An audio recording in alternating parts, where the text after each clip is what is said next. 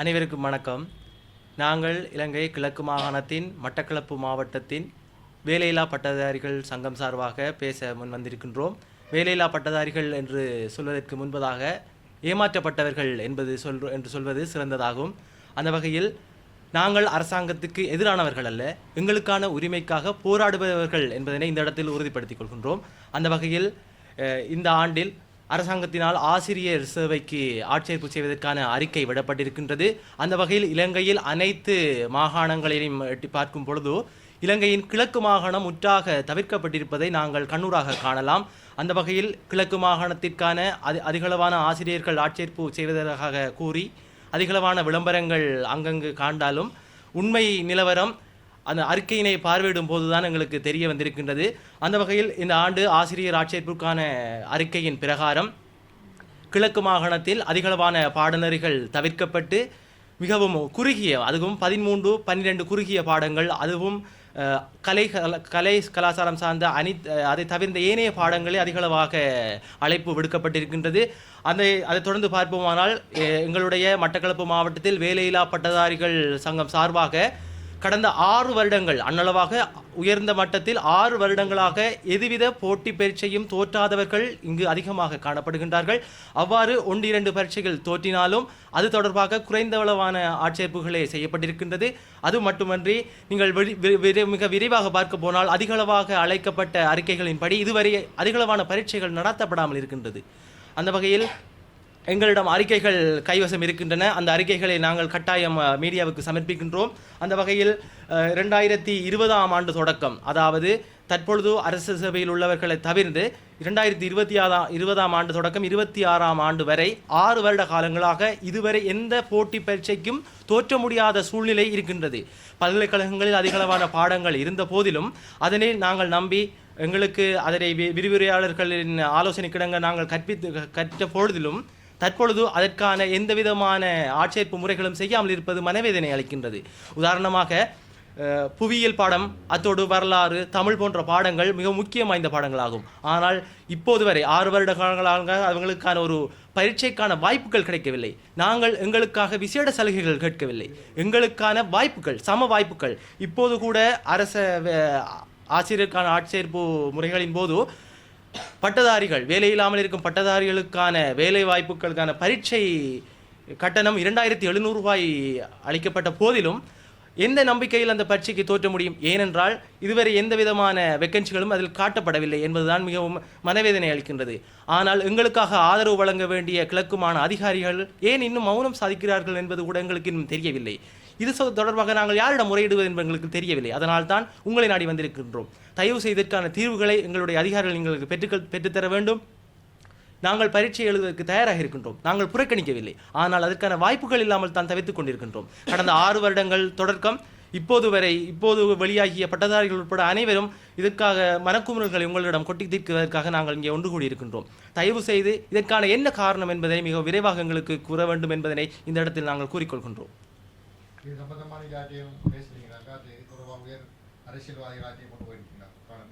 நாங்கள் இது தொடர்பாக அதிகளவான போராட்டங்கள், ஆர்ப்பாட்டங்கள், மகஜர்கள் என்பன ஆளுநர் உட்பட அனைவருக்குமான மகஜர்களை நாங்கள் அளிக்கின்றோம். அவர்கள் எங்களிடம் கூறிய வார்த்தை, பொறுமையாக இருங்கள், உங்களுக்கான வாய்ப்பு வரும் என்று. நாங்களும் இதுவரை எந்த விதமான ஆர்ப்பாட்டங்களோ அரசாங்கத்துக்கு எதிரான செயற்பாடுகளோ செய்யவில்லை, பொறுமையாகத்தான் இருந்தோம். ஆனால் இப்போது எங்களுக்கு விடுக்கப்பட்டிருந்த அறிக்கை, அரசாங்கத்தின் ஆசிரியர் ஆட்சேர்ப்புக்கான அறிக்கை எங்களுக்கு முற்றுமுழுதாக எதிர்ப்பாகவே இருக்கின்றது. அதனால் தான் நாங்கள் மனவேதனையில் உங்களை நாடி வந்திருக்கின்றோம்.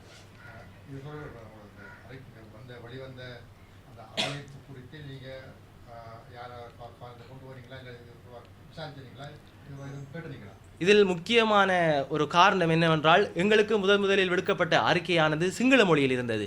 அதனால் எங்களுக்கு விரிவாக அதனை ஆராய முடியாத காரணம் இருந்தது.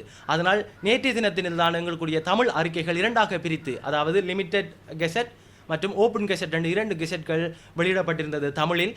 அதனை பார்வையிட்ட போதுதான் எங்களுக்கு மிகவும் கிளியராக தெரிந்தது என்னவென்றால், எங்களுக்கு ஓப்பன் கெசட்டின் மூலம் எங்களுக்கான வாய்ப்புகள் முற்றாக நிராகரிக்கப்பட்டிருக்கின்றது என்பதை மிகவும் தெளிவாக பார்க்கக்கூடியதாக இருந்தது. அதனால் அந்த குறுகிய காலத்துக்குள், இப்போ அநேகமாக இப்போது கெசட் வெளியாகியதால் எங்களுக்கு இந்த குறுகிய காலத்துக்குள் யாரிடம் சென்று முறையிடுவது, இதற்கு முன்பு முறையிட்டதற்கான எந்தவித பதிலும் கிடைக்காத காரணத்தினால் தான் நாங்கள் உங்களை நாடி வந்திருக்கின்றோம். எங்களுக்கான கோரிக்கை, எங்களுக்கு விசேட சலுகைகள் தேவையில்லை. நாங்கள் அரசாங்கத்துக்கு எதிரானவர்களும் இல்லை. எங்களுக்கு தேவையானது அனைவருக்கும் வழங்கப்படும் சம உரிமை எங்களுக்கும் தேவை.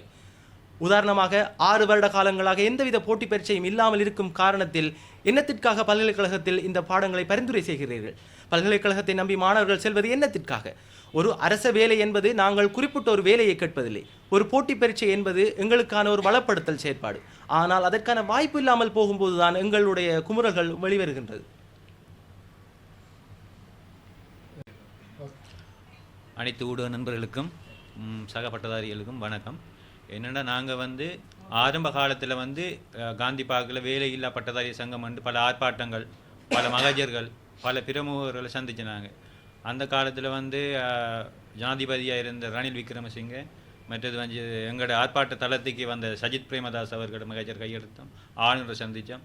நாங்கள் எல்லாம் செஞ்சு எங்களுக்கான ஒரு வாய்ப்பு ஒன்று இல்லாமல் இருக்குது.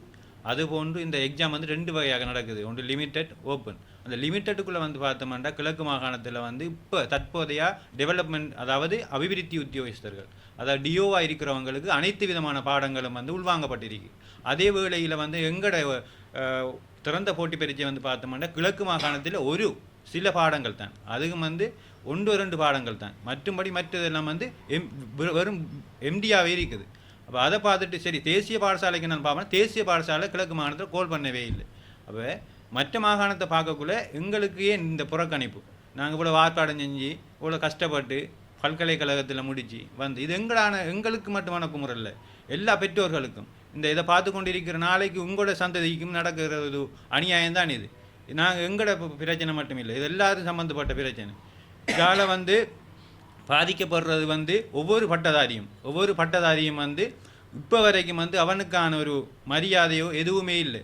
இப்போ வரைக்கும் எல்லாரும் ஒரு வேலையை தான் செஞ்சு கொண்டு இருக்கிறாங்க. பட்டதாரி என்றாலே இப்போ பெரும்பாலும் ஆரம்பத்தில் சொல்லுவாங்க பட்டதாரி யூனிவர்சிட்டி என்றால் ஒரு பெருமையாக இருக்குது. ஆனால் இந்த காலத்தில் பட்டதாரி என்றது ஒரு அப்படி பெருமைப்படுற ஒரு விஷயம் இல்லை. ஏன்னா கஷ்டப்படுறதெல்லாம் பட்டதாரி தான்.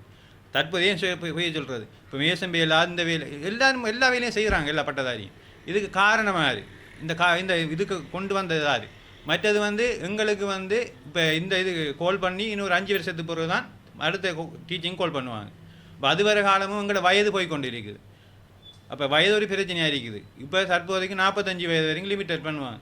அடுத்த வருஷம் எத்தனை வயது வரைக்கும் லிமிட் பண்ணுறாங்களோ எங்களுக்கு தெரியலை. இதற்கான ஒரு முடிவை இந்த அரசு, அது சம்மந்தப்பட்டவர்கள், நாங்கள் நிறைய ஆர்டிஐ போட்டோம். நாங்கள் எங்களுக்கு இங்கே நிறைய வேலை வாய்ப்பு இருக்குது. புவியியல் பாடம், வரலாறு, எல்லா பாடத்துக்கும் இங்கே எல்லா வேலை வாய்ப்பும் இருக்குது. ஏன்னா நாங்கள் போன ஆர்ப்பாட்டத்தில் ஆர்டிஐ போட்டு தகவல் உரிமை சட்டத்தில் நிறைய கார்டர்கள் எடுத்தோம். ஆனால் இது எங்களுக்கு ஏன் இப்படியான ஒரு அநியாயம் நடந்தது? இது சம்பந்தப்பட்ட கிழக்கு மாகாண அதிகாரிகள் மற்ற இது சம்பந்தப்பட்டவர்கள் எங்களுக்குரிய நியாயத்தை மிக முக்கியமாக பெற்றுத்தருவாங்க என்று கேட்டுக்கொள்கிறேன். நன்றி. பாஸ்கர் கிரிஷா, நான் செயலாளராக இருக்கிறேன். அனைவருக்கும் குட் ஆஃப்டர்நூன். மட்டக்களப்பு மாவட்ட பட்டதாரிகள் சங்கம் எங்களுக்கு ஒன்றும் புதிது இல்லை. இந்த மீடியாவில் நாங்கள் பேசுகிறது புதிதான ஒரு விஷயம் இல்லை. நாங்கள் எங்களோட கோரிக்கைகளை முன்வைக்கிறதும், எங்களோட கோரிக்கைகளுக்காக நாங்கள் போராடுறதும், எங்களோட கோரிக்கைகளை அரசாங்கத்தில் எடுத்து வைக்கிறதும் எங்களுக்கு புதிதான ஒரு விஷயமாக இல்லைங்கிறது. இதுவரை இப்போ இறுதியாக வெளியிடப்பட்ட இந்த ஆசிரியர் பரீட்சைக்கான அந்த கெசட்டில் எங்களுக்கு தெரிகிற உண்மைகள் இதுதான்.